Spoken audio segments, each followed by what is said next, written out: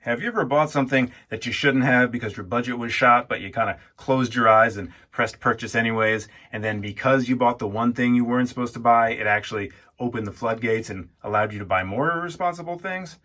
Well, that's why we now have two Phoibos watches to unbox today. I originally ordered the Voyager, even though I didn't have the budget for it. 2 days later, I saw the Wavemaster. I know the Wavemaster is not a new watch, but I hadn't seen it before. I came across it on Relative Times channel, and I said, whoa, what is this? So I closed my eyes and pressed purchase one more time. So now we have two to unbox. I gotta be completely honest, I don't know if I'm gonna keep both of these. I shouldn't have even bought the first one, but here we are. So let's open them up and see what they look like in person. I don't know which one is which. I'm going to guess this one is the Voyager, just for fun. Let's see if I'm right.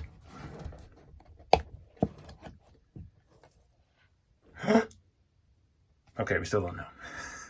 Phoibos manual, and I know there's a 2-year warranty in there, but I can kind of peek at the bracelet, so I'm actually going to revise my guess and say this is the Wavemaster. It is. Look at it. Well, hold on. Let's get the bag off. Look at it. There it is. So what originally caught my eye with this watch, well, other than the striking colorway, was simply the bezel. I love these old school bezels.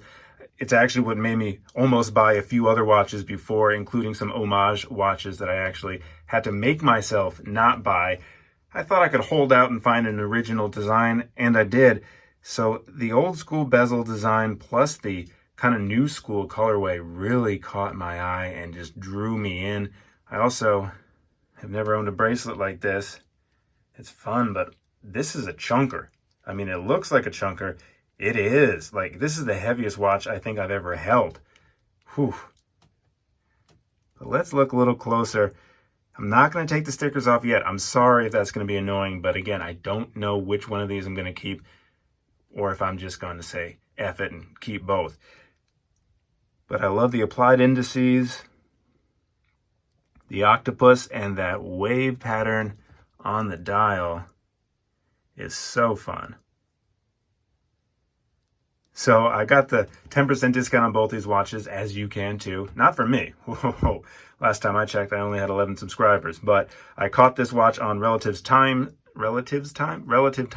there it is. Relative Times channel, so I used his discount code. I believe it's just Relative Time. And then with the Voyager, which is the first one I bought, I saw it on Just One More Watch, so I used Jody's code, which I believe is Just One More Watch, or JM.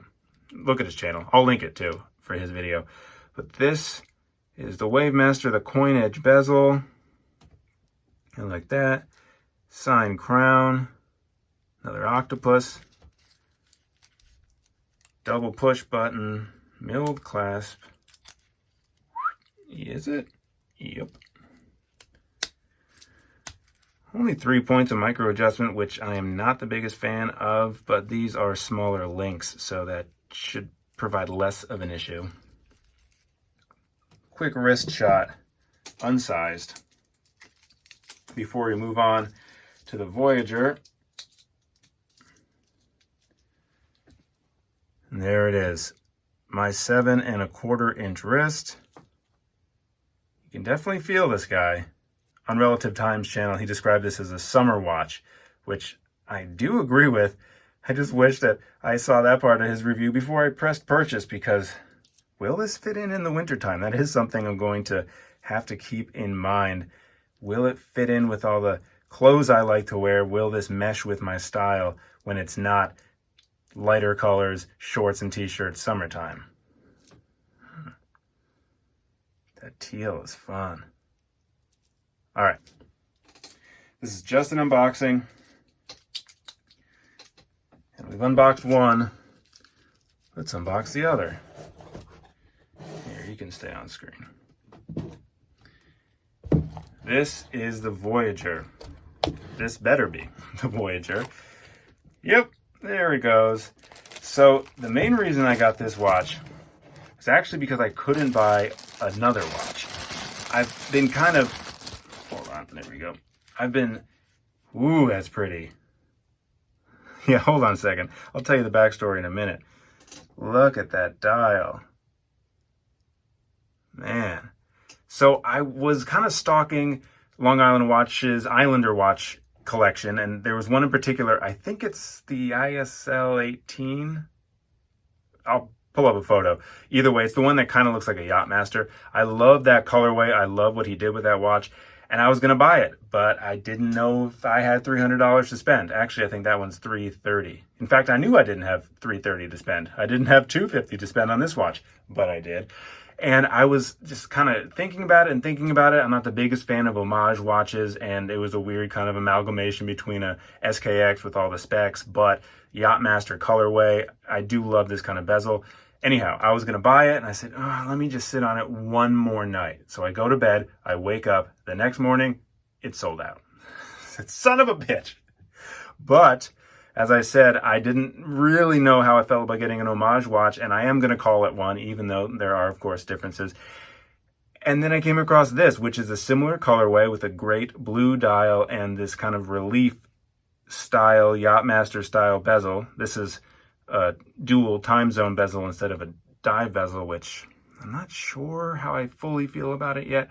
However, this guy's actually kind of distracting me. I saw this and I said, well, this is a perfect way to get this colorway with this awesome bezel, but get an original design, and for almost $100 less. So I used, as I think I said before, Jody's code from Just One More Watch for this one. So with 10% off, I think this was $249 in comparison to $330, which I would have paid for the Islander.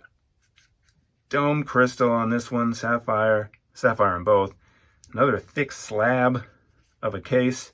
Not as heavy as the Wavemaster, but this bracelet, whoops, is actually, it feels shorter, so maybe that's where the weight is being saved. Although this watch is smaller and the lug width is smaller. I believe the Wavemaster is 22 millimeters and here is a 20 millimeter. This feels nice though. This bracelet's fun too. It's kind of heavy. All right, so this was just the unboxing. Again, sorry, and I'm not taking off the plastic. I haven't made up my mind yet. And I don't want to be left out in the dark with two watches that I shouldn't have bought. But look at them. How can you say no? I went from no dive watches to 4 dive watches in the span of 6 months. Get this out of the way for one last shot. Thanks again for watching. New videos every Tuesday and Thursday. I would love it if you could subscribe to the channel so I can keep on putting these videos out. I will do a full review on whichever one I decide to keep, or both, if I decide to keep both. There's also some fun videos I have planned. Well, fun for you probably, but stressful for me. I'm swapping out my first crystal on my SNZH. Well, that's for another video. Thanks again, and I'll see you soon.